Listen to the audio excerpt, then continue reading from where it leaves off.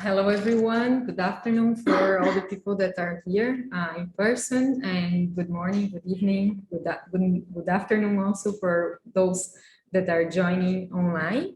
Welcome to this breakout session that is entitled Imagine Rising Tides, Transformative Initiatives Driving Equity in Our Seas. My name is Katina Rombadakis. I am a postdoc at the Equal Sea Lab. And together with my colleagues, Ignacio Gianelli and Sebastian Villasante, I will be conducting this session.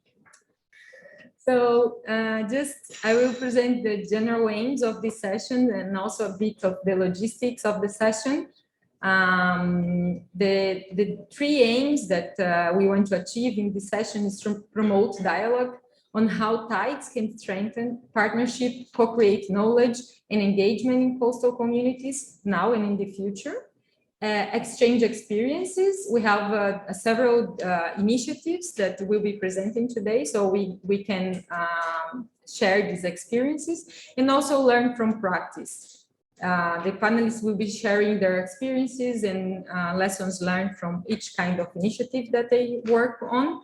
And so we can check possibilities for innovation, potential for reproducibility of successful cases, for example. And then we have these 6 predefined activities. So I would like to do an activity on Miro. Can I put here a link? Can you, I don't know, Sebastian, can you, I want to open a browser.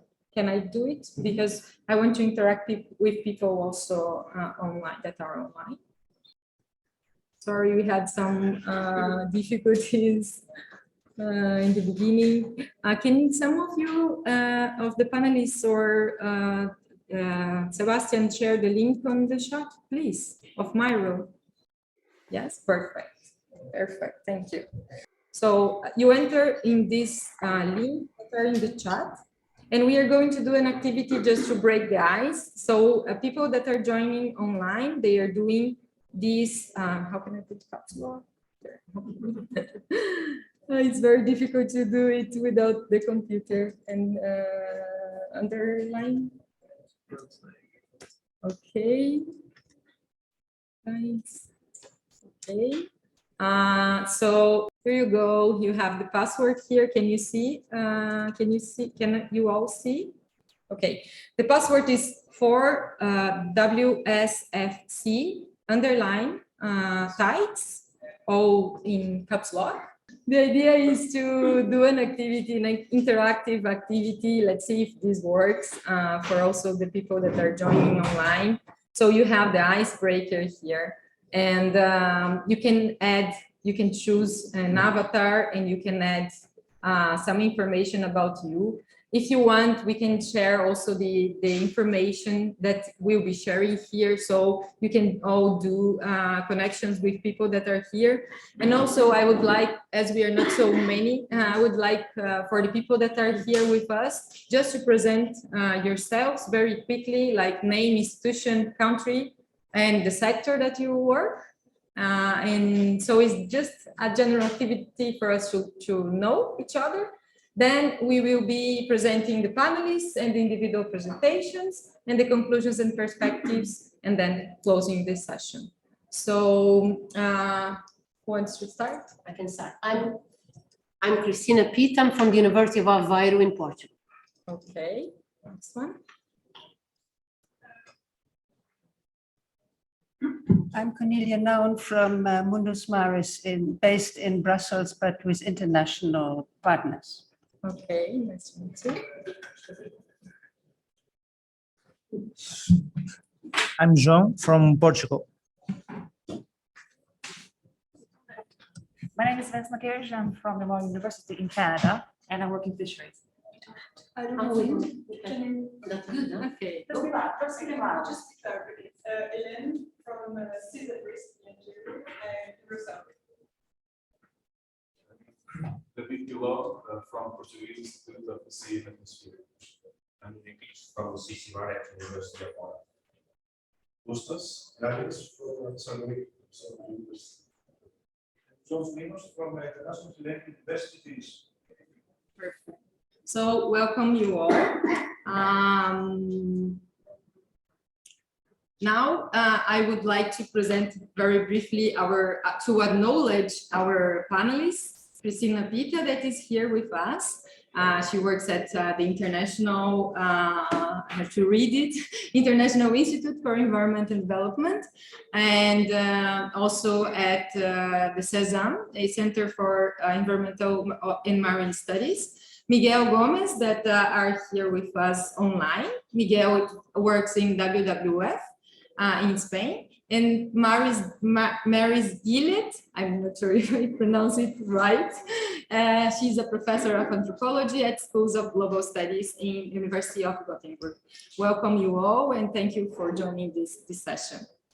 I think we all have the time to present ourselves very briefly. And if you want, I can share with you that are here also the link for the Miro, and you can put the information there afterwards, because we cannot, unfortunately, we cannot do it by phone. So I can share with you the link for this.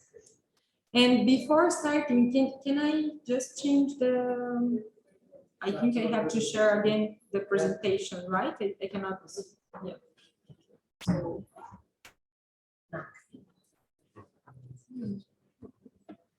yeah, I have also the problem, yes, that I'm very used with my computer and I'm not able to manage Windows. Okay, so, okay, this is just a short video from me, Ignacio and Sebastian. I will also be sharing with you some information afterwards. And just before starting, I wanted to talk about what are TIDES. So, and how these emerged, how this was born. I'm working at the Equal Sea Lab, and we have a project that is called Equal Sea also, Transformative Adaptation Towards Ocean Equity. And we are thinking that always when you have an objective and you want to achieve a given result, a given positive result, usually, you have to have an initiative. And of course, this initiative should be transformative also, because you don't want to have the same thing that you had before. So that's how this project was born. That is called TIDES. And so the meaning of TIDES are transformative initiatives driving equity in our seas. And what are TIDES exactly? TIDES are deliberative transformative initiatives that are created by and further motivated by individuals, communities, governments, industries, and society to take collective action in favor of our oceans with positive social, ecological, and economical sustainability and equity outcomes of our oceans. And this can include conservation of marine habitats, wildlife, and the sustainable use of marine resources. And here's where fisheries also enter, and also ensuring better livelihoods and nutrition and food security now and for generations to come. It's it seems a big thing, but in practice, these initiatives can be projects, associations, networks, or any other type of initiative promoted by the public or the private sectors that have generated or have the potential to generate transformative changes towards desirable futures for our oceans. So in our lab, we are collecting these initiatives. The idea is we already have a survey. We will be sharing with those that are interested in contributing with this. We want to know three things basically. The first one is the identification and characterization of these initiatives. Then we want to discover what are the impacts that these initiatives caused and what are the outcomes that they achieve. And also, and not last but not least, maybe the most important thing, the process and the pathways that cause the change. And so with this, I just finished my part, and I would just tell you again about our panelists and the presentations that they are be giving today. So Christina Pita will be talking about transforming small-scale aquatic food systems. Then Miguel will be talking about facing small-scale fisheries challenges through participation and co-management. And Professor Maris will be talking about a specific case in Sweden. That the title of the presentation is "Swimming Upstream: the case of Marine Centrum supporting small-scale fisheries in Sweden." So now I will just give a short introduction to the first panelist, Christina. The panelists will have 12 to 15 minutes talk, and then at the end of this, all the presentations will open for questions. So keep your questions for the end. And people that are online, you can either put the questions on the chat, or you can also use the Miro board for putting. There is a session 5. You can put your questions there also. So Christina, as I said, she's a principal investigator at Cezanne, University of Aveiro, and also a principal researcher and team leader of the Shaping Sustainable Markets at IIED in the UK. Wait, sorry. She is a specialist in small-scale fisheries, sustainable seafood markets, marine governance, and coastal cultural heritage. She takes part on several projects, international committees, and networks focus on small-scale fisheries, and integrates the pool of experts in socioeconomic aspects of fisheries for the United Nations World Ocean Assessment. Her work is currently focused on transformation and sustainable innovation of seafood systems, marketing and market initiatives also for small-scale fisheries, and impact of shocks like COVID and climate change on small-scale fisheries, markets, and blue economy and fisheries governance. So, the floor is yours, Christina. Thank you. It's long. Sorry, there's a bit of technicalities here so that people at home can see me. Sorry, I'm going to be sitting down while I talk, which actually I don't like. I think I talk slower if I sit down. So let me move people around, because I like seeing my own presentation. I'm going to be talking about, I'm going to put a timer for myself because I tend to overspeak. So I'm going to be talking about transforming small-scale aquatic food systems in Europe. I focus in Europe because of the focus of this conference. Why is this an important issue? There are many calls lately for transforming food systems. The impacts of the globalization, specifically the impacts of the globalization of the food industry, and the impact it's been having on the environment and climate has resulted in many calls to change the way we produce and consume food in general. This is especially the case for agri-food.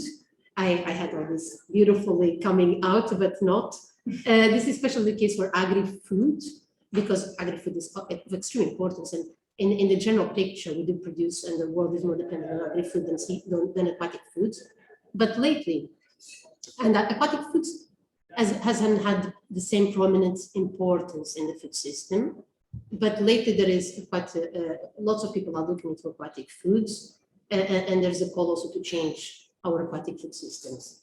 And what are aquatic foods? I put here this scheme from World Fish. It's a complex kind of web of all elements and activities related to foods coming from the sea, from production to consumption. But it also includes other aspects like nutrition, public health, food security, and prosperity, both social and economic prosperity, and also environmental sustainability. All that is part of what an aquatic food system should look like. What's the importance of looking into small-scale fisheries in all of this? Small-scale fisheries, the FAO just produced a document called Illuminating the Hidden Harvest. I think the information is already all out there, but definitely there's an infographic out. I'm not sure if the entire information is out, but small-scale fisheries contributes with 40% of the total fisheries catch. So it's quite important in the global sense. It directly contributes to food security at the local level. It provides local markets with fresh fish, contributing to improved nutrition. It's also a very important share of it enters global markets. From the study, they've estimated that 26% of marine catch, we're not counting here fresh water, of the marine catch, 26% of that enters global markets. It's also very important in terms of livelihoods and generating income. And this morning we could see, yes, it's an economic activity. If people can't generate income, there's no reason to exist. And if you start looking at the numbers, they're quite staggering. 492 million people depend on small-scale fisheries around the world. That's just 60 million people are employed in small-scale fisheries. That accounts for 90% of all capture. It means that 90% of everyone that works in captured fisheries works on small-scale fisheries. Another issue that's very important, is a good continuation of the previous session, is the presence of women. 45 million women work on small-scale fisheries. And when I mean small-scale fisheries, I don't mean catching fishes, I mean the small-scale fisheries value chain. So, and that means that 4 in every 10 people that work in small-scale fisheries are women. So women represent 40%. And mostly they work a lot on the post-harvest and subsistence fisheries, but also in pre-harvest and the commercial side of fisheries. Bringing it a bit to Europe and focusing here a bit on the location of this conference. Small-scale fisheries is also extremely important in the European context. It's extremely important in social economic terms. It represents 70% of the EU fleet, and it employs more than 50% of the fishermen that work in Europe. It also has, besides the numbers, because we always talk about numbers, and then this is an issue for us in the social studies. So going beyond numbers, small-scale fisheries value chains are extremely important in terms of employment, including women employment in Europe as well. It's important in terms of food security, an issue that now we are paying a lot of attention to. It's also, it provides markets with this high quality, fresh food.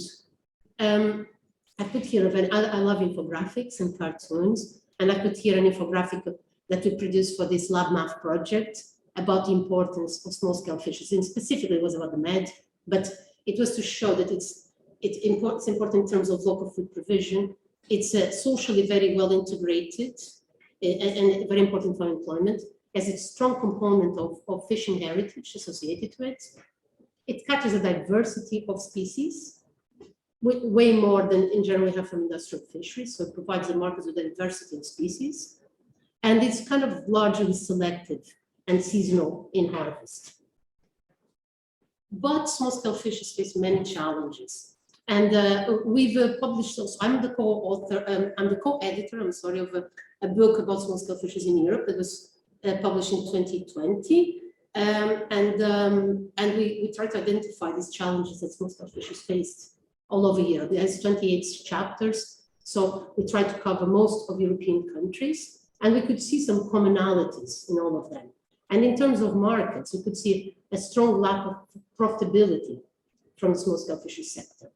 Despite having these high-quality products, it's not really appreciated or recognized by the market as such as high quality, because it competes for market access with a lot of other activities. It competes with industrial fisheries, obviously. It competes with a lot of imported other species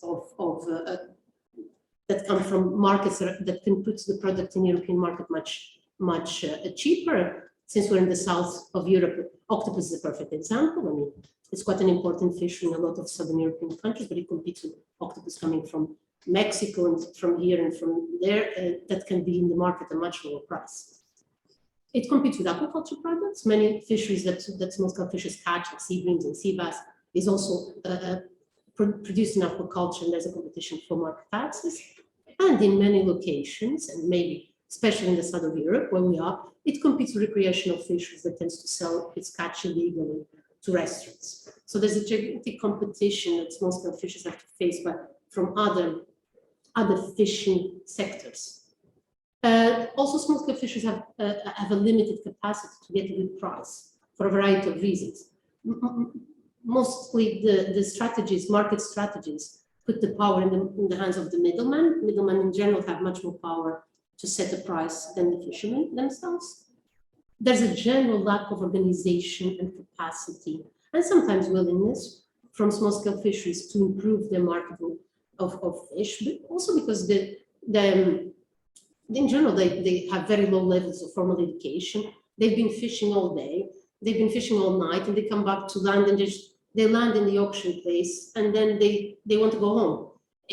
The entire rest of the process of having to clean it and to make it a commercial product, sometimes it's just something that they find is beyond their capacity. So that's another issue. It's improving a lot, and since I started working in this field, I think it's improving a lot even in Europe. There's problems of national, regional, and local regulation that sometimes impede small-scale fisheries to actually put production to connect directly to the consumer. And someone mentioned this morning, I think it was Brian, that, and I'm from Portugal, that's a perfect example. Our regulation does not allow us to sell directly to the consumer. It needs to go to auction.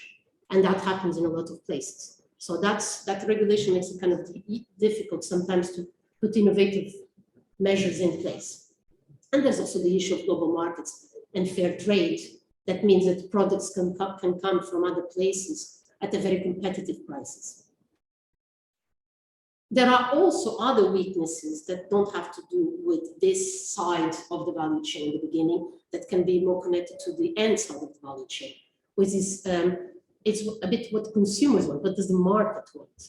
So the market is dominated by a few very well-established species, tuna and octopus and sea breams and sea bass and salmon. And sometimes it's difficult to include other species into the market because the consumer is not looking for it.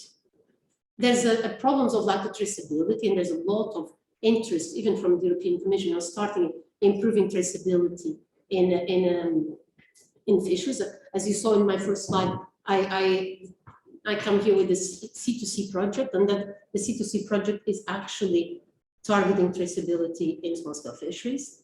And there's also a kind of a general lack of strategies to meet consumer demand. Consumers are more aware and they're demanding different products, but there is strategies, a lot of them, and this is what I'm going to show next, a lot of them are popping, but there is still a bit of a lack of strategies.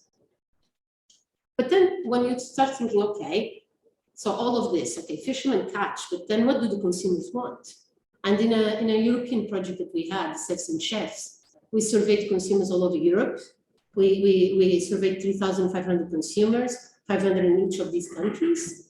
And we try to understand what do they eat, but by different seafood category, because Brussels, the EU does a gigantic survey of consumers, and it's difficult to compete. They target like 28,000 consumers, if I'm not mistaken, but they just put everything together. When they mean seafood, they mean seafood, like fisheries and aquaculture all together, how much you consume. So we were very interested to try and understand what people consume, but in different categories. I'm here showing this frequency of seafood consumption of all of them together for all countries, but clearly, and you should, as you might guess, there is there's a gigantic amount of differences between the countries. And there's definitely a divide that you could almost put a line there in the middle between the north and the south. So consumers European consumers do consume much more fish than they do crustaceans, cephalopods, and bivalves. So the direction is exactly that I show from left to right. But there is a kind of a high consumption. This is what consumers want. But more important than this was just to set the scene. We were very, very interested in seeing what do people want to see in the label when they're trying to buy seafood? What information affects their purchase decision? And I put here in red, as you can see, the red shows all these things appeared as consumers want this. But here, the ones that are in red are interesting because this is something that the industry can target. People really look for the origin of seafood. They want to know the origin of seafood. 73% of all those people that replied to that questionnaire, 3,500 people, said that origin of seafood was important for them. Also, environmental sustainability was very important, and so was social responsibility, fair trade. All of them, if you see all of them here, are above 50%. So people are worried about all of them, but I don't expect fishermen to look at so much at cooking recommendations, although some initiatives do focus on that. But these are things that the industry can target, and those are very interesting. And my presentation is very short because of the time, so I'm quite keen to take questions afterwards. But I just put here a few. So all those weaknesses, how does the industry target all those weaknesses and all these problems of accessing markets? There's a huge amount of types of innovation that have been appearing in Europe lately. When I mean lately, I mean over the past 10, 15 years. But actually it has increased quite a lot more recently. And they vary from shortening of the supply chain and diversification of production. I mean, a good example is these fish box schemes that we actually call those fish basket in Portugal, like that put all this production in the same basket, very well-known species and less well-known species, so that we educate consumers to eat something that they wouldn't choose automatically.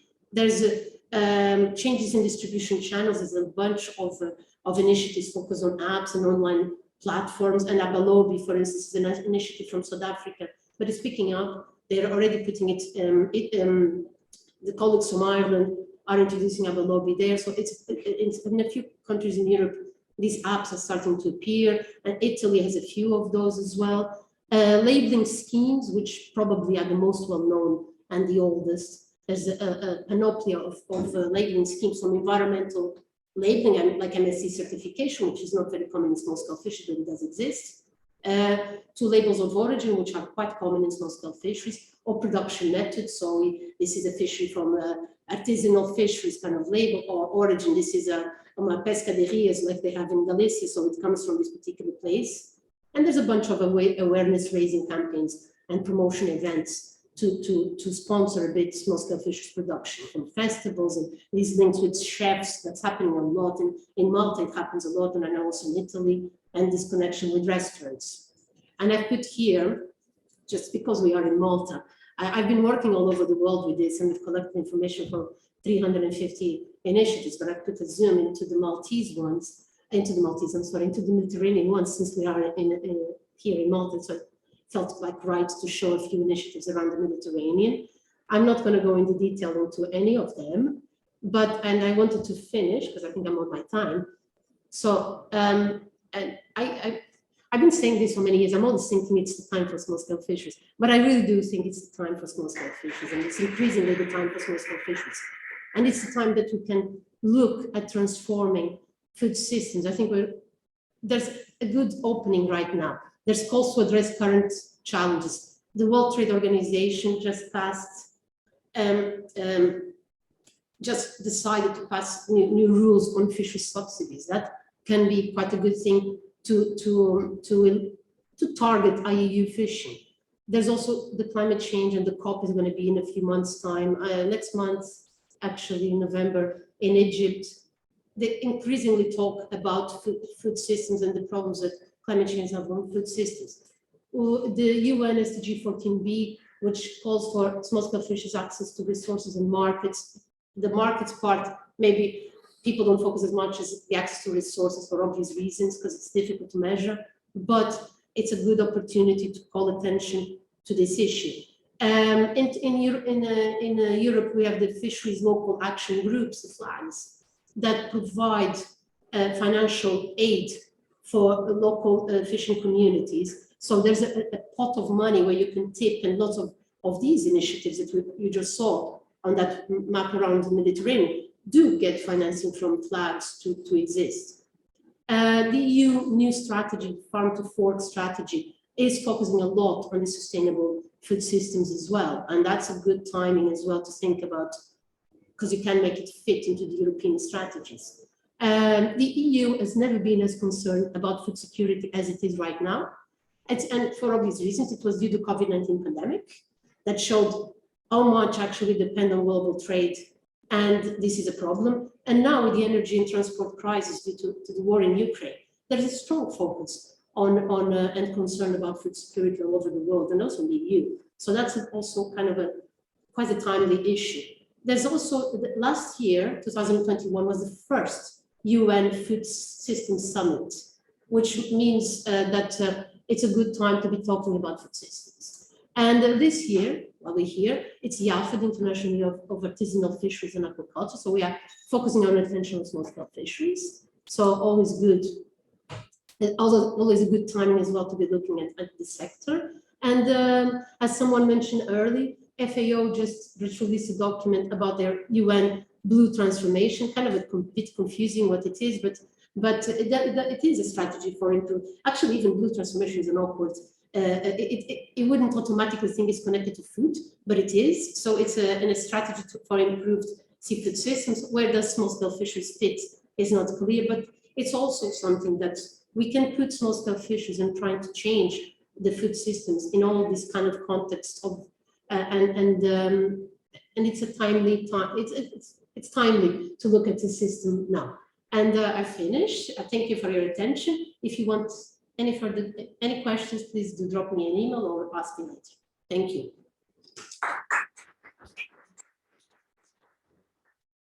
Thank you, Christina.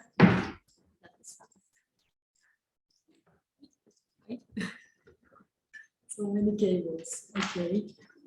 Sebastian, are you there? Yes, Katina, this is my time. Thanks a lot, Christina.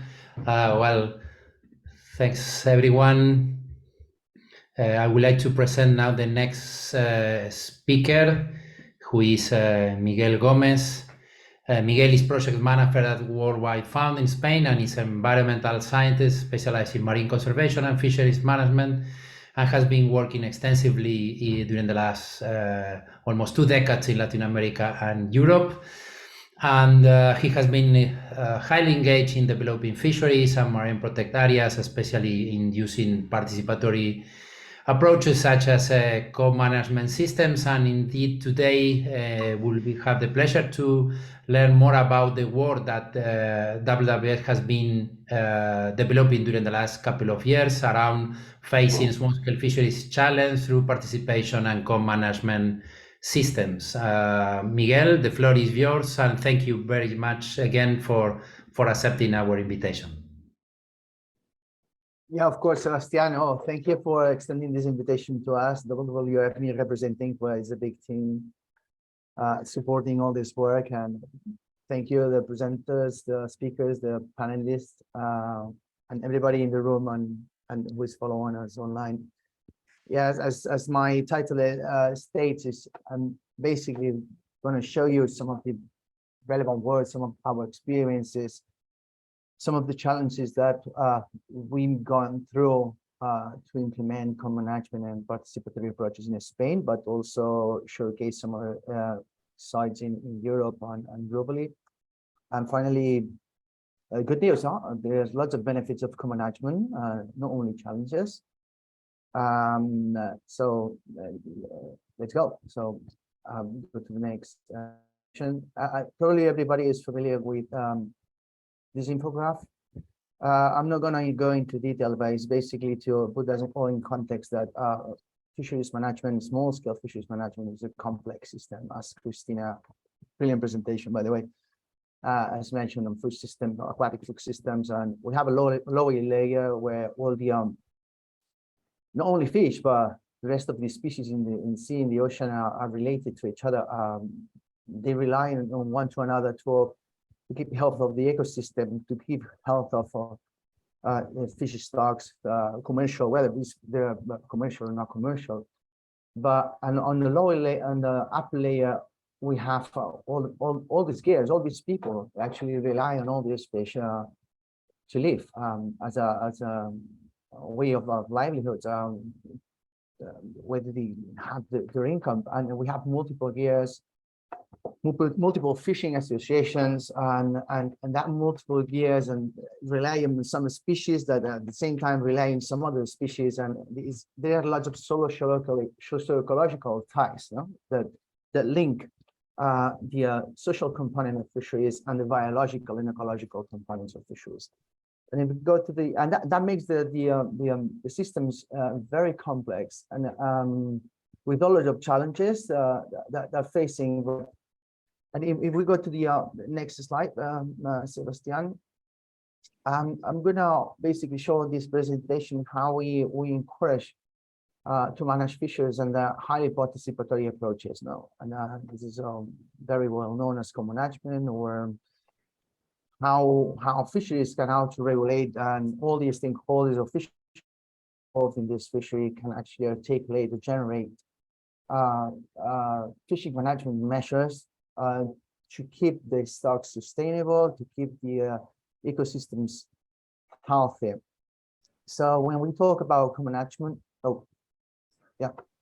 when we talk about co-management, we just basically talking about an instrument that try to incorporate or improve collective knowledge. No, all these heads around this table that we see in the picture, they all have brains and they have ideas on how to solve problems or how to tackle issues that they're facing. And basically, co-management, we could include more stakeholders here, but basically the artisanal fishers themselves, and maybe some other stakeholders, social stakeholders, commercial stakeholders that can't rely on fisheries as a sector. We have the administration on one side, whether it is national, if it's local, if it's regional, researchers of all kinds. We not only need biologists, we need economists, we need anthropologists, because each field has their own perspective on how to solve problems. And as we saw, systems are complex and they are interrelated through all these socioeconomic ties. No? And then we have the support of NGOs, no? That we can bring instruments, we can bring experiences, we can bring lots of facilities to promote a better, more efficient and sustainable fisheries. No? And now the co-management, it's basically a collective knowledge platform, and also where stakeholders can dialogue and reach consensus on the decision making, mostly at a local level or regional level, no? Because as stocks populations, they rely on geographical distributions, and we need to be accurate where we take these management measures accordingly with the distribution of the species. And all these management plans or of management framework needs to be flexible as much as possible to be adaptable to the needs of the system at any time, to be able to promote the correct decisions within the fishery. And we go to the next, please. I won't go into detail to this, but basically to accompany this co-management process, we have multiple tools that could be social, could be ecological tools and management. And this diagram show a very comprehensive, a very interesting management framework that it's basically to follow a number of the steps that can't lead you, it can't guarantee you success, but it can lead you to have success on developing a sustainable fisheries management. And stakeholders, fisheries practitioners can't rely on all these management to make their decisions. They could be qualitative, they could be quantitative tools, they can be more social tools, like for example, interview or have questions to the fishermen to find out what they know about the systems. So it's very important to incorporate from food characterization and diagnostics, like the traditional ecological knowledge of fishermen, how we can incorporate this traditional knowledge into get better science, better data collection, to identify the lack of information that we have, to keep performing this loop through a good data collection and performing all these tools the best way we can. And if we go to next. Basically, these pictures show a number of initiatives that we're working at WWF in Spain. Some of them have more or less formal co-management approaches. On the top left one, we have the region of Catalonia, who is already co-management is being backed up by a legal framework. legislative framework that basically this cheese, this cake, illustrates how the decisions are taken, and it's in an equal manner. So we can, where administration that normally have had the centralized decision making, and sometimes fishermen felt that their solutions they weren't here, no, on how to tackle fisheries management. They have the seat on the table now, and they can not only promote ideas but also be part of the decision making, as well as NGOs and societies in an equal manner. No? And as we see, like here, 7 management plans along probably around 300 kilometer stretch of coast, and so mostly, I would say all of the fishing associations in Catalonia coast are somehow involved in a co-management process in a certain fishery. It could be suneel, it could be octopus, it could be in relation to a marine protected area. So they all work in a co-management scheme that sets the bottom line to scale up to other fisheries in the future, being backed up by the legislation. It is central upper part of the slide. We have we have what the most targeted species for conil, and basically I want to show here that not only decision making is important in co-management, also the commercial side of the fisheries management is important. So they've been working for a long time in inoculating their fish, and now they get better prices. They're getting involved with local governments to promote their products at local level and etc. So that's why some of their stakeholders, like local governments, are important in fisheries management as well, beyond traditional fisheries management administrations. And in the bottom left is a case study I want to mention very briefly that how important it is to work together to get a good diagnostic of the fishery and a good characterization. And the map basically shows some of the results. So working together, fishermen, scientists, and administrations, we see fishing effort concentrations in the area. And this is very important to provide information for management decisions. This is what's happening, for example, in the river mouth of Guadalquivir in southeast Spain, close to the Portugal border. And finally, the fourth case I'd like to present is a way to manage marine protected areas, especially natural sites in the Balearic Highlands. This is an example of how agreements between NGO and government can be taken to actually facilitate management processes. No, there are 2 organizations, small local organizations, who actually facilitate participatory process where try to gather stakeholders to take decisions within marine protected areas. For example, non-technical designations and others decisions important relevant for the fisheries. And these we talk about Ibiza and Formentera Islands are probably one of the most touristic places in summertime in the entire Mediterranean, where there is lots of big impact from tourism on small-scale fisheries like fishing around displacements, because lots of anchoring from yachts. So this is the relevant or the importance of including some of the stakeholders within small-scale fisheries management decisions. Sebastian, please. This is basically to illustrate where WWF is working in the entire Mediterranean, not only in Spain. We've been able to scale up our work, and we're working on co-management, or in the process of developing co-management schemes in many countries, from Italy, France, Croatia, Turkey, and northern coast of Morocco. No? And each country identifies the loopholes in the legislation within marine protected areas legislations, try to promote co-management or highly participatory process, because this is not sometimes easy, because the lack of support to co-management or legal frameworks that support co-management and decision-making process or schemes. As the case of Croatia, working on co-management, or they have created a co-management advisory committee in a national level, for example.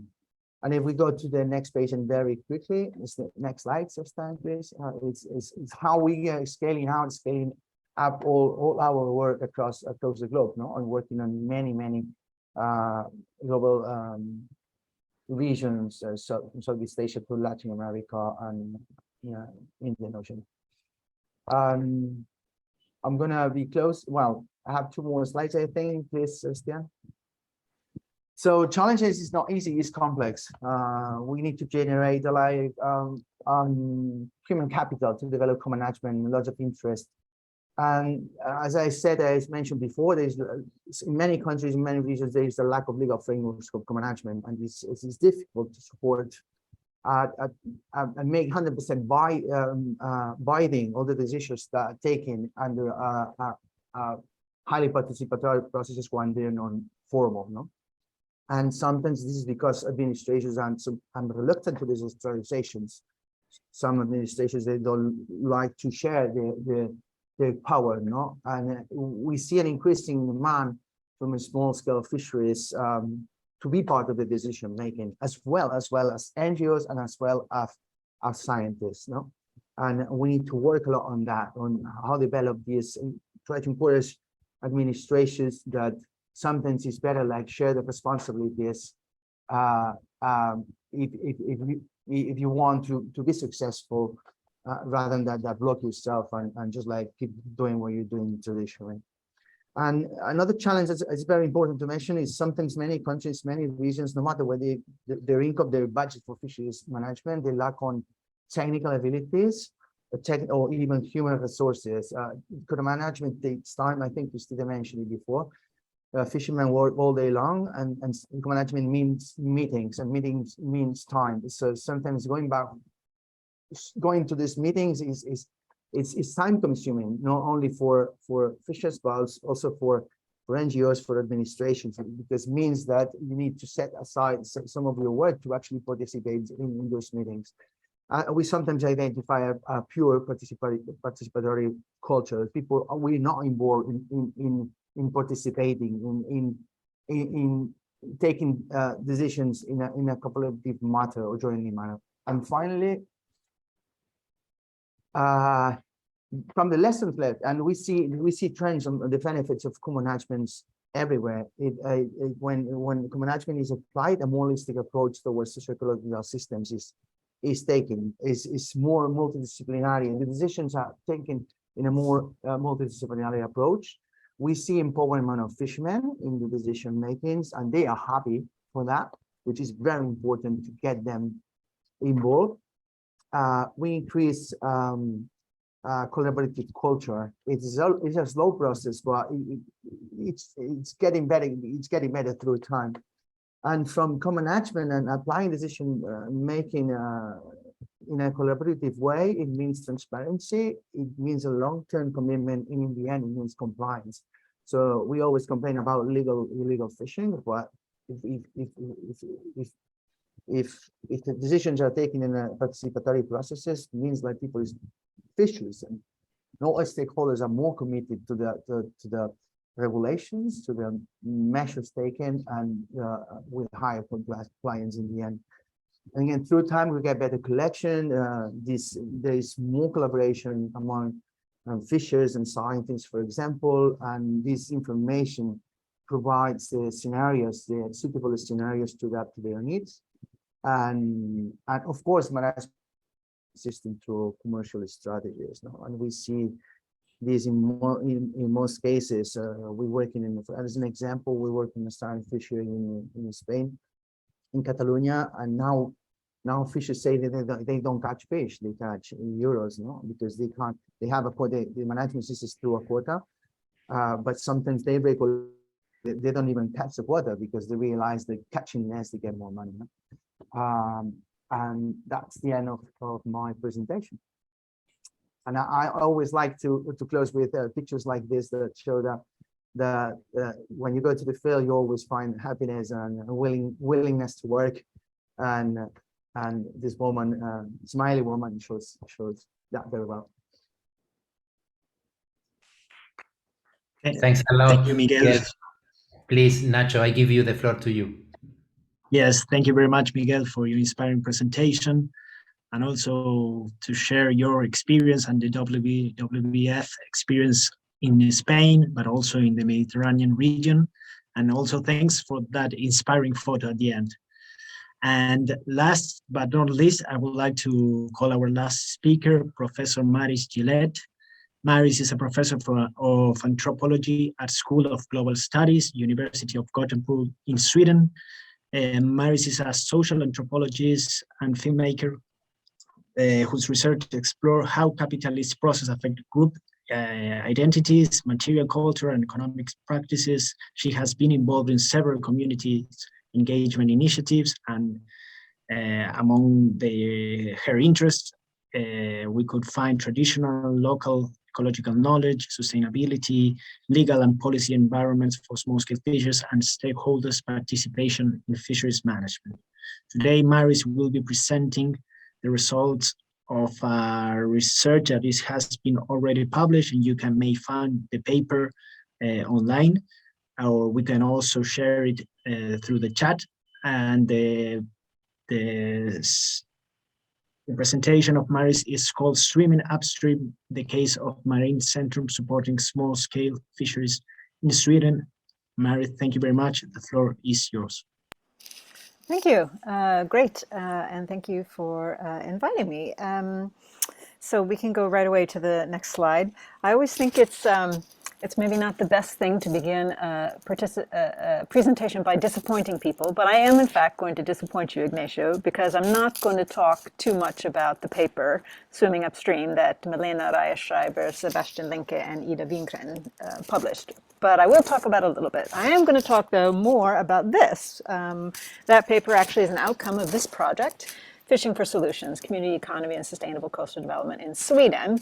And basically, we are trying to see what can be done, and including how can researchers participate in creating sustainable local economies and fishing communities. And Simrishamn, which is a rural municipality in southeast Sweden, is kind of the locus of our investigation, although we have done field work and talked with people from all over Sweden. It's a collaborative research project.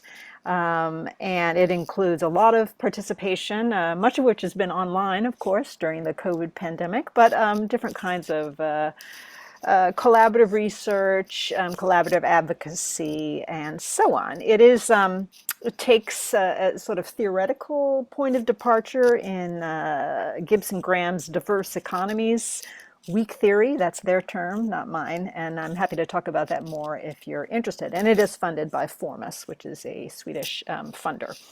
Next slide.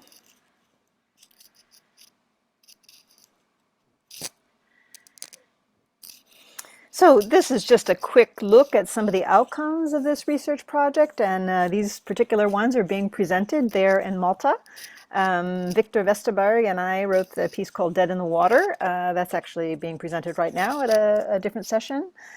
Sebastian Linke will be talking about a paper that he and Svein Jentoft and I wrote called Institutionalizing Injustice, which looks at fishers' participation in fisheries politics. Milena, I think tomorrow, is going to be talking a little bit about fishers' job satisfaction and why fishers remain in fishing or exit fishing, and that relates to this paper we published, Neither Fish Nor Fowl. And then today I'm going to talk about swimming upstream, but just a little bit. Next slide. So this is the Swimming Upstream paper. For those of you who are interested, it's in Sustainability Science and was published a couple of years ago. Okay, go ahead. All right, so this is just to show you that red dot, or pin, I guess, is Simrishamn. So we're talking about a rural township in the southeast part of Sweden. It has a year-round population of about 20,000, but it gets a huge bump during the summer. It's a fairly popular place for summer guests, and a lot of city residents who are of a higher socioeconomic status have summer houses there. It's historically been known for fishing. It has the nickname of Herring Town, and it historically, certainly not today, but historically had one of Sweden's largest commercial fishing volumes if we harbors if we think in terms of volume of landed fish, but it is very, very much in decline. And pretty much everything Christina said about the problems of small-scale fisheries in Europe are true of small-scale fisheries in Sweden, and not least here in Simrishamn. Next slide, please. So Marine Centrum is part of the municipal government. It's an organ that was formed by the Simrishamn municipal government in 2010. And in some respects, it was founded as a sort of way of making a decision about what to do about the commercial fishing harbor. As I said, Simrishamn has a big commercial fishing harbor, and fisheries are declining there. And the municipal officials decided that they needed to make a decision about what to do with this harbor. It's expensive, it's big, it needs to be maintained, and in the early 20th century they said, okay, we have to so-called fish or cut bait. We either have to maintain this harbor and then try to work to promote small-scale fisheries or middle-sized fisheries or coastal fisheries, or we have to get rid of it. And they decided to maintain it, and they established Marine Centrum then as a unit that would work to promote and advance sustainable local commercial fishing, also marine and water health. Next slide, please. So this is just a very, very quick and very simplified recapitulation of some of the main points of the article that Milena, Sebastian, and Ida wrote. That article, it looks at a particular set of initiatives, 3 initiatives that Marine Centrum has been engaged in.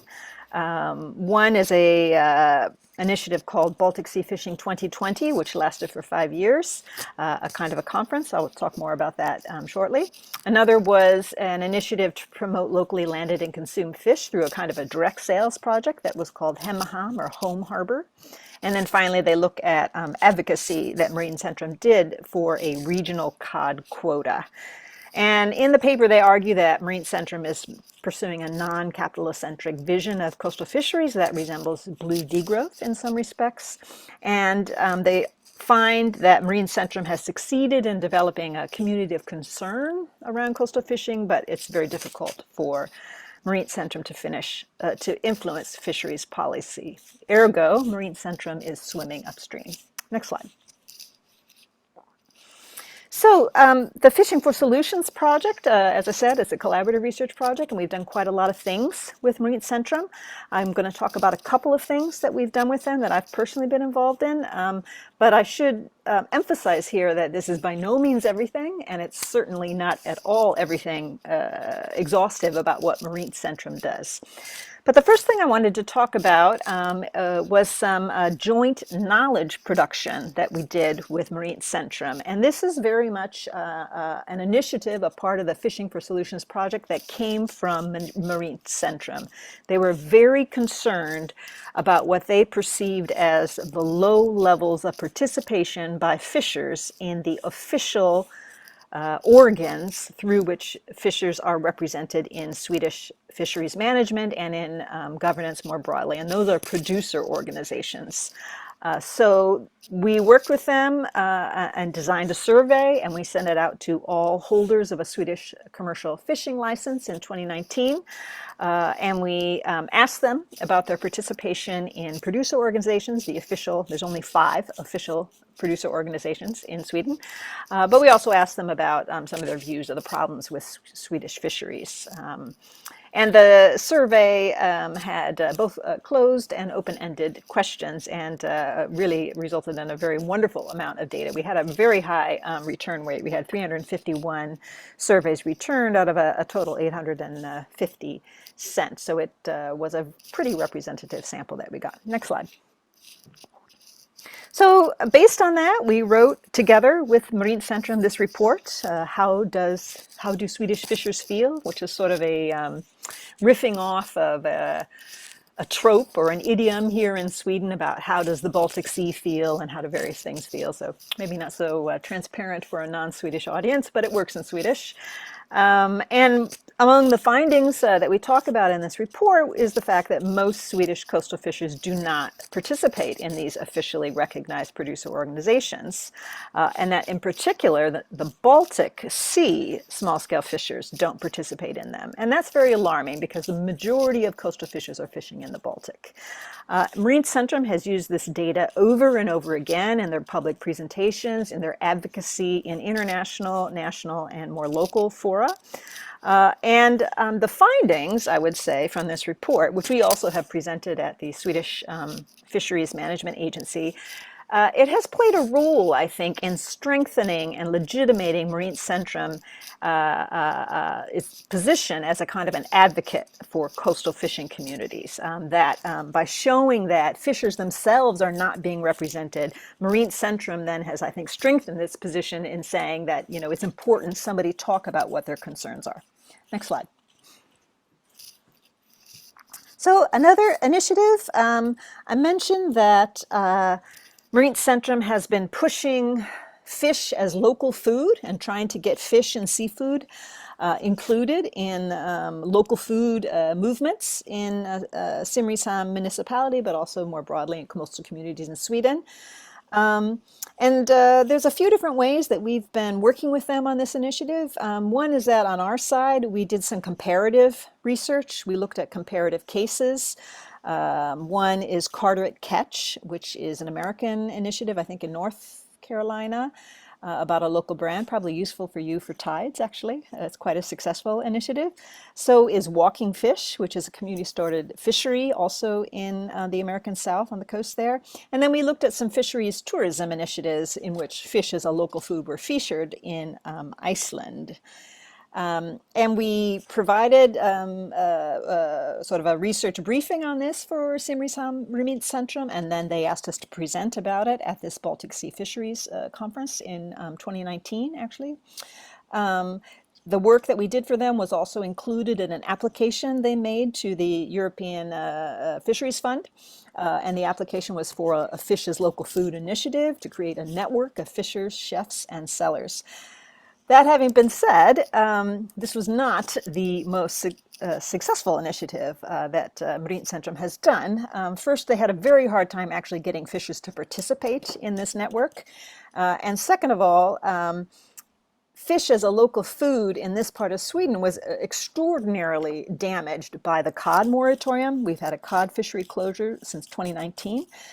So that happened right in the middle of this project, or really fairly near the beginning, and also closures to the herring fishery. So rather limited number of people in the southeast part of Sweden are fishing herring at the moment as well. Next slide.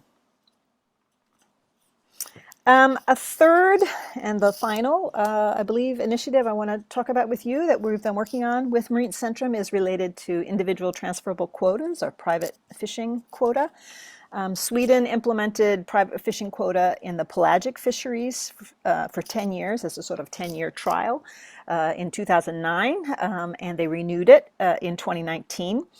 And the Fisheries Management Agency, I don't think it's an exaggeration to say that they love ITQs. They think it's the best thing since sliced bread. It really makes their job a lot easier. It's very easy for them to manage. So they would really like to also put ITQs in the demersal fisheries. Simrishamn and Marine Centrum are very against this. They're very concerned that it would sound the death knell for coastal fisheries. And there's lots of evidence that ITQs are not very good for coastal fishing communities or coastal fishers, who, of course, don't tend to have the kind of capital that would allow them to purchase ITQ on the market. Next slide.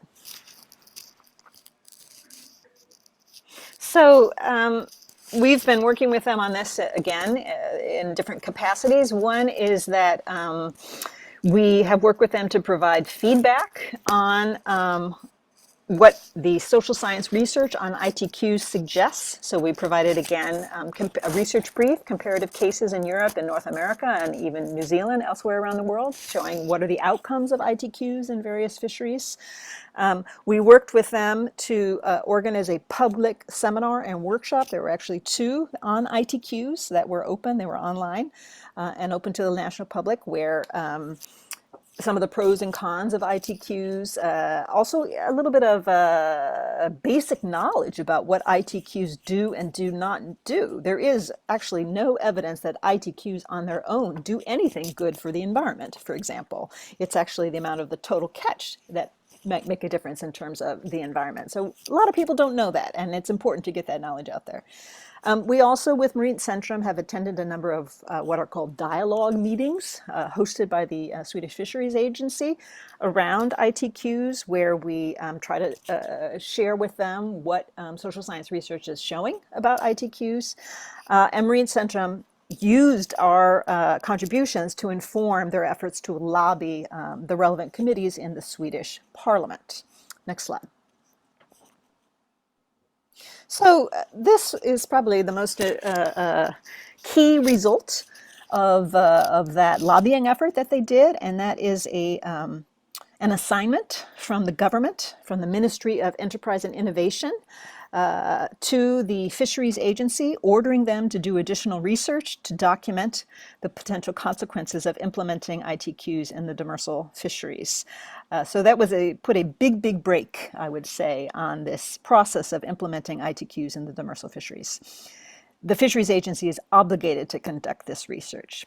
Nevertheless, it's very clear from the most recent dialogue meeting that they've had about this that the Fisheries Agency very much wants to implement ITQs in the demersal fisheries. And this is an ongoing agenda item for Marine Centrum, who is coming up here to Gothenburg in a couple of weeks to continue the discussion with the Fisheries Agency. And we, of course, will be meeting with them and trying to support as much as we can. Next slide. So just some concluding reflections. In my analysis, Marine Centrum is still swimming upstream. They have succeeded in some ways. They have formed networks. They are making a difference. They are out there advocating for coastal fishers and coastal fisheries. But the forces that are preventing a sustainability transition in Sweden and in Swedish fisheries are much stronger, and particularly when it comes to economic heft. I noticed when Christina began her presentation to try to talk a little bit about why are small-scale fisheries important, she talked about volume, the volume of catches from small-scale fishers as opposed to other kinds of fisheries. And of course, that sort of growth thinking is exactly why small-scale fisheries are in trouble in Sweden.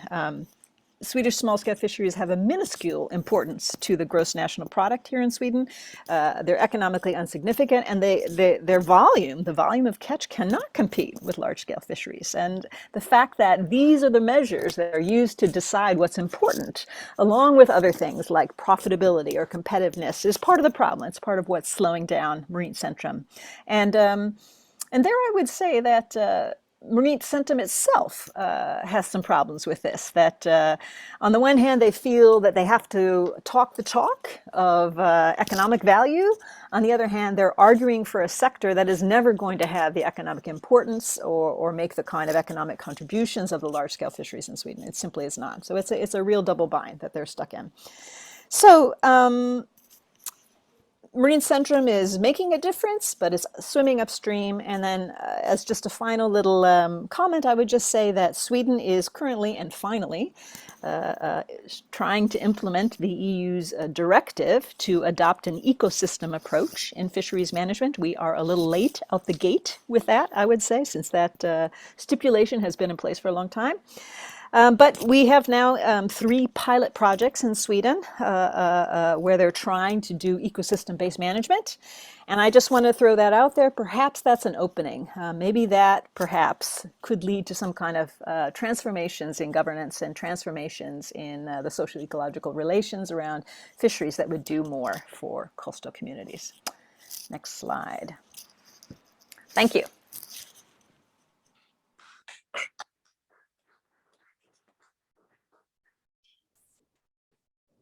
Thank you very much, Christina, Miguel, and Maris, for your presentations.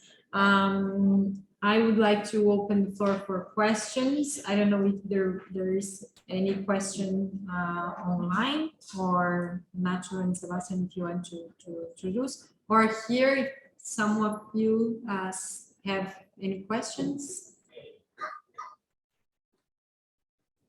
We have some questions online, Sebastian or Nacho?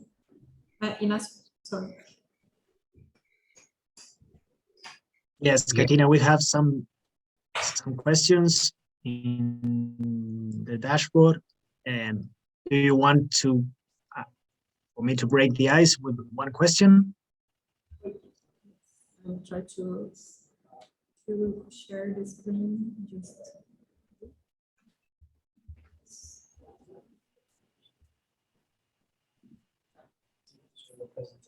yeah, I'm going to share this.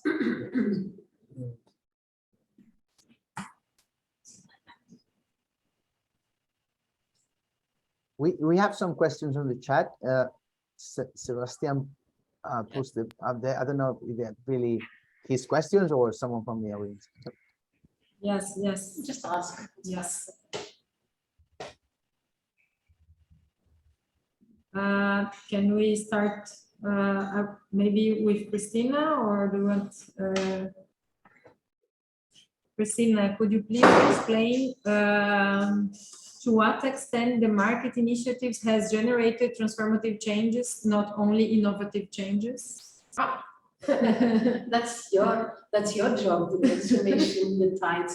I don't know if it has. I honestly, I think it's in market innovation. If it's transformative changes, I'm not so sure if it is. Some of them have been in place for some years now, and these ones that Maris mentioned from the US, from the community supported fisheries, they've been going on for so long that I think it would be interesting to look at some of them to see if there's been transformative change.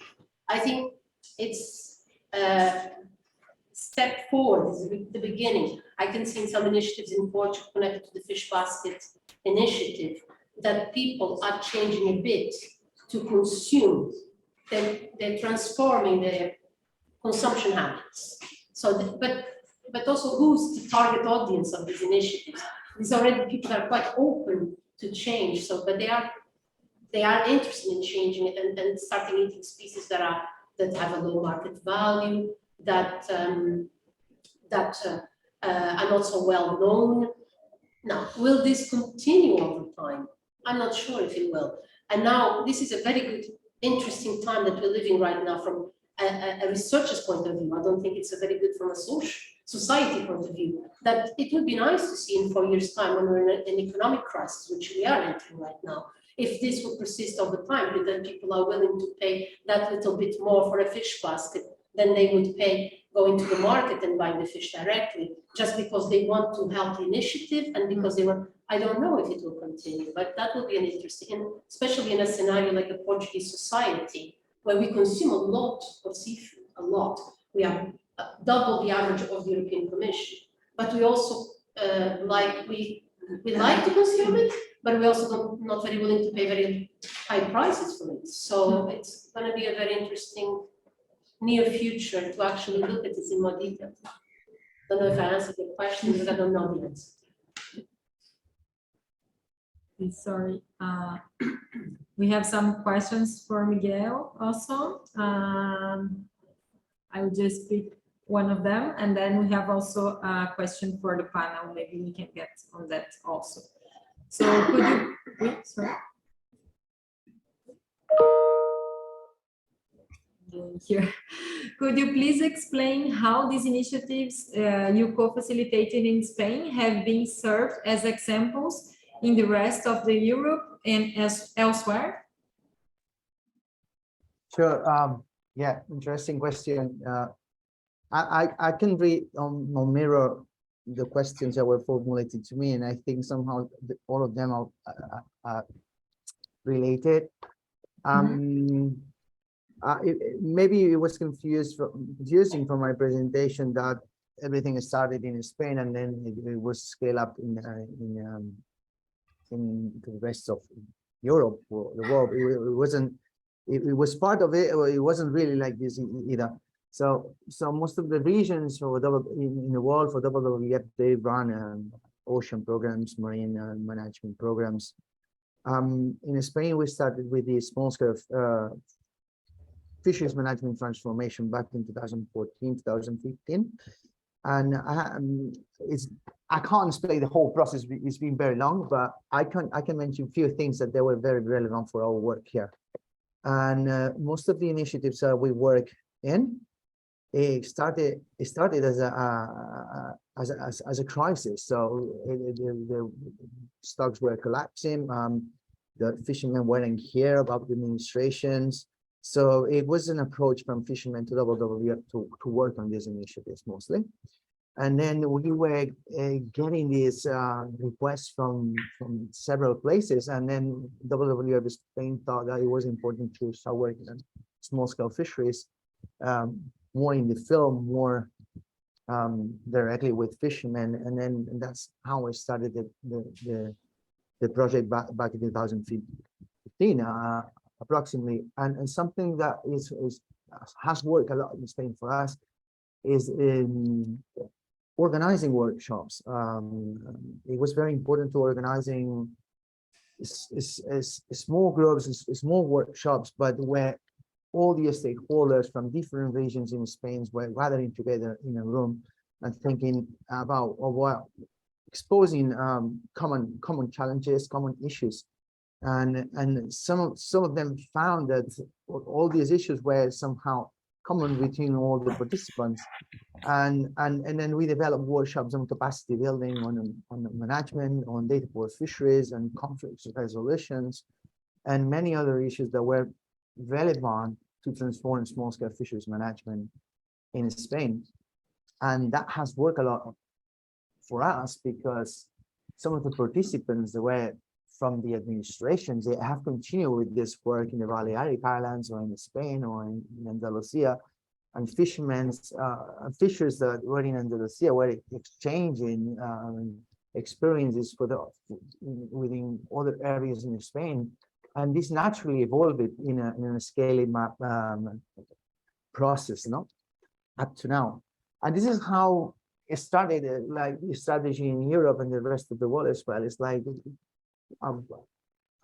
small-scale fishermen want to speak out loud, and probably speaking out loud through WWF or with international recognition is good. And we have established those relationships in many countries with fishermen, with administrations, with researchers, and with some all the local organizations.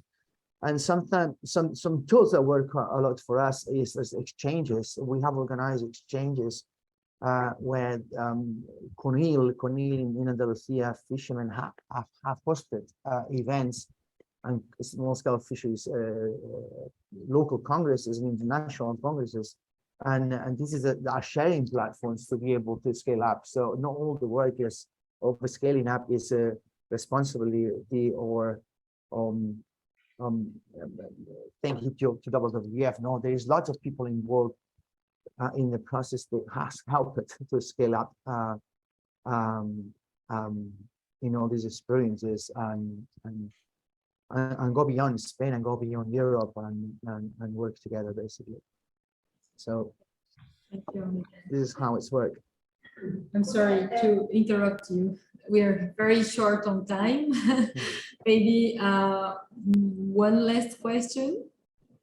Well, I was interested actually to learn a bit more about how the intended or whether the intended change actually did manifest itself, and how much effort you could spend on capacity building of human resources, which are such a critical element in preventing change to, so that people can self-represent. And I'm asking that particularly because I was seeing that paper in Frontiers in Marine Science, where the investigation showed that the fishers who were mostly congregated within their own group small-scale fishers in Galicia would accept up to 90% income loss before they were seriously thinking of changing, while the women who had wider networks and access to knowledge from other spheres of life, etc., would just not do it. So, and start diversifying, trying other things, etc., etc. So, have you got field experience in terms of how to respond to that situation and increase people's range of access to knowledge so that change can actually more easily happen and accompany and facilitate such a process? Did you listen, Miguel? You're muted. Sorry, you're muted. Very. Yeah, it was difficult. It was difficult to understand the question from here because I think there was some. Well, being in the room is difficult. The distance. What I understood well is the question was long, but is how we incentivize this human to generate this human capital among the stakeholders to be able to transform. Yes, I think so, Laura. Yes, Yeah. yes, that's it. Yeah, it's a matter of something I mentioned before is it worked a lot for us, the capacity building, having people in the same room, talking about the same issues, and something that is very important is that you need leadership in this process of transformation. You need someone in the communities or a group of people that are ready for change. And then you don't need everyone. You need at least someone, one person, two people that are encouraging to the rest of the community to make these transformations and make those changes. And this is very important to identify these key people that is going to help you to make those changes. It will depend on the context. It will depend on the activity. It will depend on the fishery.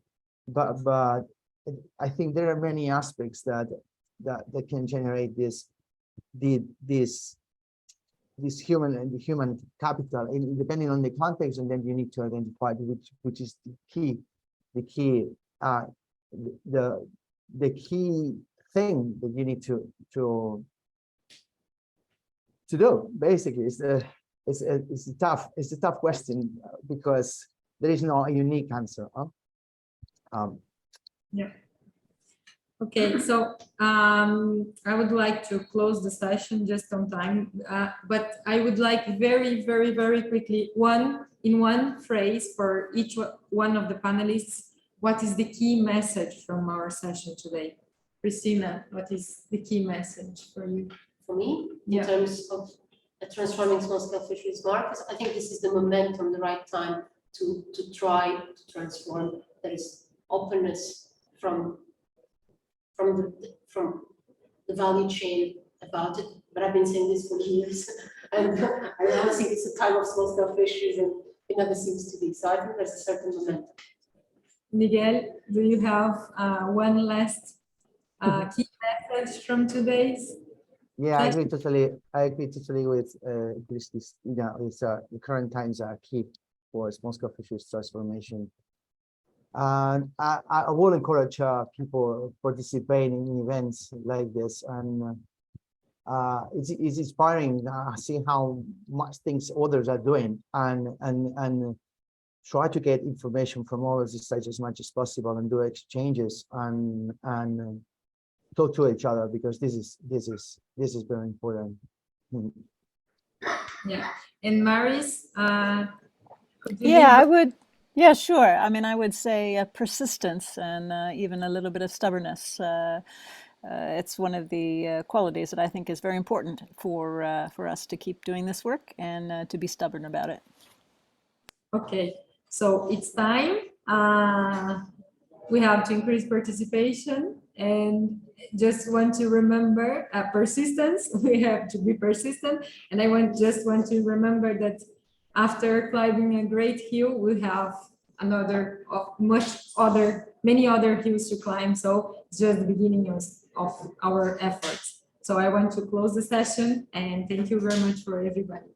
Thank you for inviting. TIDES. Very good luck with the TIDES. Thank you. Thank you very much, Thank Katina. you very much. Thank you very much, Katina, for moderating the session. And just everyone to know that the dashboard will be available after making some arrangements and trying to extract the main messages of the session, and we will share it with you after in the following days. Thank you for participating.